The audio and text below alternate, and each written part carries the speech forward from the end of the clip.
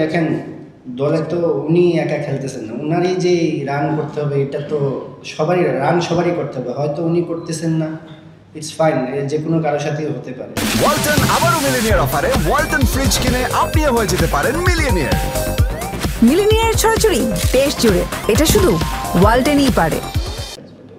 উনারই যে প্রতিদিন রান করতে হবে এমন তো কোনো কথা নেই, সবারই রান করতে হবে। ব্যাটার যতজন আছে সবারই রেসপন্সিবিলিটি নিতে হবে, সবার রান করতে হবে, অ্যাটলিস্ট রান না করলেও ওই ফাইটটা শো করতে হবে। যেমন হাসান লাস্ট ইনিংসে আমার কাছে ওর ব্যাটিং খুবই ভালো লাগছে, যে ও যে ফাইটটা করছে আমার ভালো লাগছে। তো এরকম ইন্টেন্ট থাকলো, সবাই প্রতিদিন রান করবে না, অ্যাটলিস্ট সবাই যেন ওই ট্রাইটা করে, ওই ট্রাইটা করলেই বড় রান করা সম্ভব। আমাদের ভালো পারফরমেন্স করা উচিত, ভালো পারফরমেন্সের উপরে আর কোনো কিছু নাই। তো আমাদের সবারই টার্গেট থাকবে ভালো পারফরমেন্স করা। মুশফিক ভাই যেটা বলতে চাচ্ছিলাম যে উনি সবসময় অনেক হার্ডওয়ার্ক করেন, স্টিল করতেছেন, উনি থেমে নেই আসলে, উনিও ওয়ে খুঁজতেছেন রান করার। তো ইনশাল্লাহ খুবই তাড়াতাড়ি উনি পারফরমেন্স করবেন।